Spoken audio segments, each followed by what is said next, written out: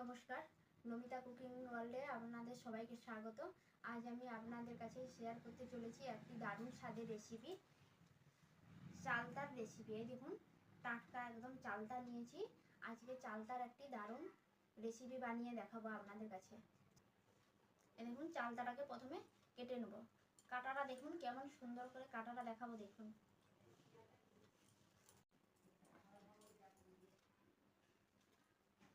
এই দেখুন একটা ব্যাগরা উঠে গেছে। আবার এইভাবে আমি চালতাটাকে কেটে দেখাবো। দেখুন,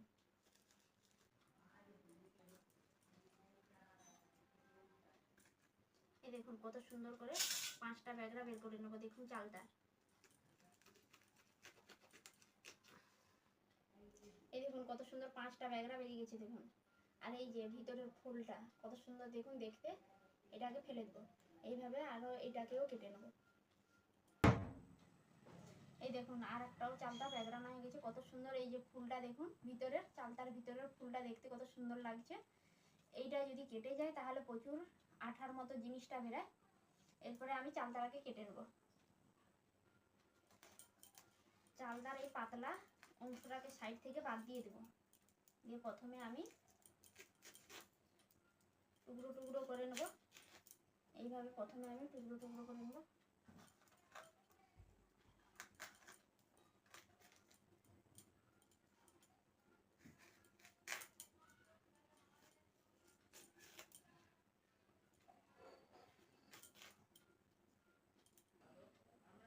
এই দেখুন আমার সব চালতা টুকরো টুকরো করা হয়ে গেছে। এরপরে ছাড়িয়ে নেব।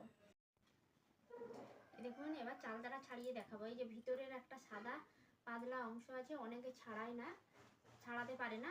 আমি কিন্তু দেখুন কত সুন্দর করে ছাড়িয়ে দেখাবো। দেখুন আস্তে করে নিয়ে নেবো। এই দেখুন কত সুন্দর উঠে যাবে। দেখুন এই যে দেখছেন, এইটা থাকলে শক্ত লাগে, এটা উঠিয়ে দিলে কিন্তু মশলাটা ঢুকে ভালো লাগে দেখতে। এরপরে দেখুন খোসাটাকে ছাড়িয়ে নেব। খোসাটা ছাড়ানো হয়ে গেছে। এরপরে কেটে নেব। জলে দেবো না, জলে হাত দিলে স্লিপ করে। এমনিতে চালটা কাটতে গেলে একটু হাতটা প্রচুর স্লিপ করে। আমি জলে দেবো না, লাস্টে ধুয়ে নেবো। আপনারা একটা সুতির কাপড় রাখবেন হাতটা মুছে নেওয়ার জন্য। চালটা কাটতে গেলে অনেক রিস্ক থাকে, হাত স্লিপ করে প্রচুর। আমার কাটা অভ্যাস আছে তাই আমি কাপড় নিচ্ছি না। এই দেখুন আবার একটা নিয়ে নিয়েছি। এই যে কত সুন্দর করে ভিতরের অংশটা উঠে গেল।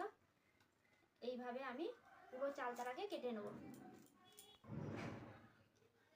এই দেখুন কত সুন্দর ভিতরের অংশটা পুরোটাই উঠে গেল। দেখুন এইটা থাকলে একটু শক্ত লাগে, উঠিয়ে দিলে ভালো। অনেকে আবার খোসাও ছাড়ায় না, খোসাটা ছাড়িয়ে দিলে ভালো লাগে খেতে।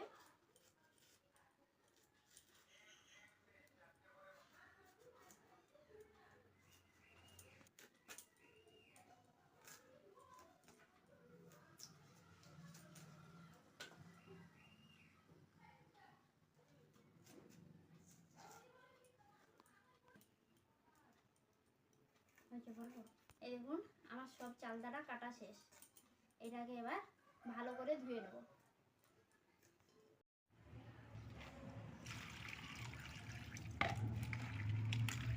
চালতাটাকে ভালো করে চটকে ধুয়ে নেব। ধোয়া হয়ে গেছে, চালতাটা ধোয়া হয়ে গেছে ভালো করে। এবার সেদ্ধ করতে দিয়ে দেবো। কুকার বসিয়ে দিয়েছি। কুকারে একটা সিটি দিয়ে নেবো হালকা করে। চালতাটা একটু নরম হওয়ার জন্য একটা সিটি দিয়ে নেব। অল্প একটু জল দিয়ে দেবো, বেশি দেবো না। সেদ্ধ করার সময় অল্প একটু লবণ দিয়ে দেবো আর অল্প একটু হলুদ। একটা সিটি দিয়ে নেবো। এটা একটা সিটি পড়ে গেছে, বন্ধ। এবার এটার আমি জলটা ঝাড়িয়ে নেবো ভালো করে। এই দেখুন চালতাটা জল ঝাড়িয়ে নিয়েছি। এবার এটাকে থেঁতলে নেব। এই যে শিল নোড়াতে এটাকে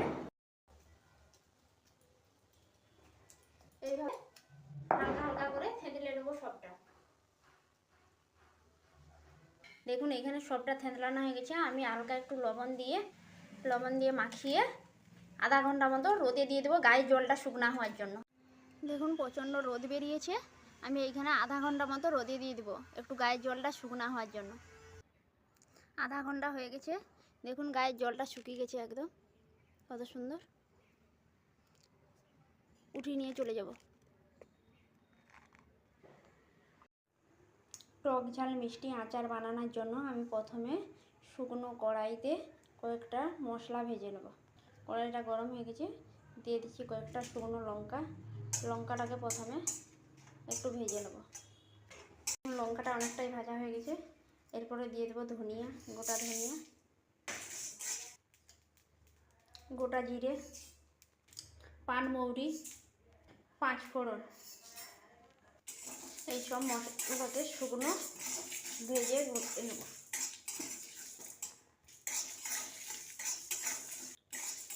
শুকনো ভাজা হয়ে গেছে, এবার ঢেলে নেব। এই মশলাটাকে আধ ফালি করে গুঁড়িয়ে নেব। মশলাটা আধ ফালি করে গুঁড়ানো হয়ে গেছে। এইবার দেখুন, এই যে চালতার টক ঝাল মিষ্টি আচার বানিয়ে নেব। দেখুন কত সুন্দর, গায়ের জলটা শুকনো হয়ে গেছে। এদিকে কড়াই বসিয়ে দিয়েছি, গরম হয়ে গেছে। সরষের তেল দিয়ে দেবো। চালতার আচার বানানোর জন্য বেশি তেল লাগবে না, অল্প তেল দেবো। তেলটা গরম হয়ে গেছে, প্রথমে আমি দিয়ে দেবো কয়েকটা শুকনো লঙ্কা বট সমেত। এই লঙ্কাটা আচারের সঙ্গে থাকলে খেতে ভালো লাগবে। তেজপাতা দিলে গন্ধটা ভালো উঠবে। আর দিয়ে দিচ্ছি পাঁচফোড়ন। এরপরে চালতাটা দিয়ে দেবো।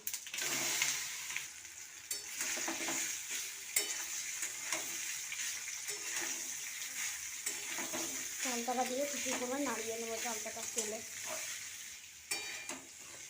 চালতাটাকে বেশি লাল লাল করবো না, বেশি লাল লাল করলে শক্ত লাগবে। এমনিতে জল শুকনোই আছে, হালকাভাবেই নেড়ে দেবো। রোদে দেওয়ার সময় তো লবণ দিয়েছি, আর সেদ্ধর সময় হলুদ দেওয়া ছিল, আর লবণ আর হলুদ কিছুই দেবো না।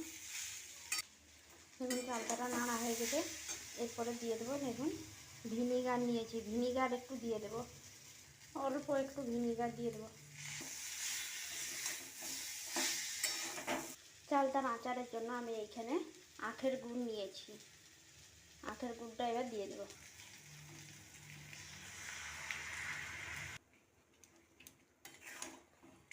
গুড়টা দেওয়া হয়ে গেছে, গুড়টা দিয়ে ফুটিয়ে নেব।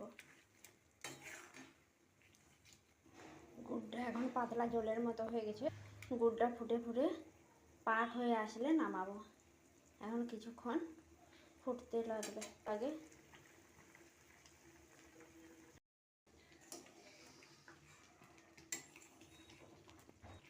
এই দেখুন গুড়ের পাকটা এসে গেছে। এইবার শুকনো খোলায় ভেজে গুঁড়িয়ে রাখা আধ গুঁড়ো করা মশলাটাকে দিয়ে দেবো।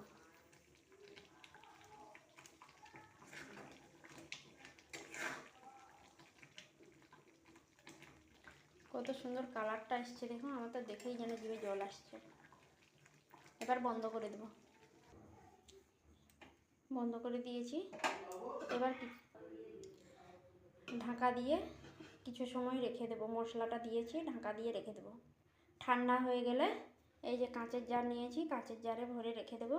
1 বছর পর্যন্ত থেকে যাবে কাঁচের জারে। ঠান্ডা হয়ে গেলে কাঁচের জারে ভরে নেবো। আমি যেইভাবে চালতার আচারটা বানালাম, আপনারাও এইভাবে বাড়িতে বানিয়ে দেখুন, 1 বছর পর্যন্ত থেকে যাবে এই টক ঝাল মিষ্টি চালতার আচার।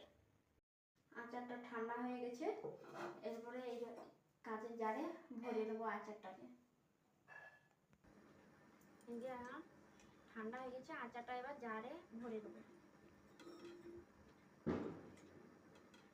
এইরকম কাঁচের জারে রাখলে অনেক দিন থেকে যাবে।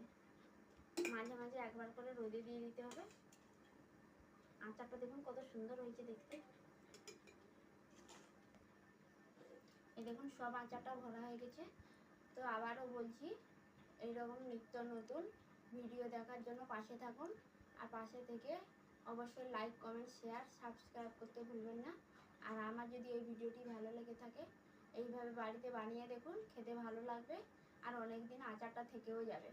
নমস্কার।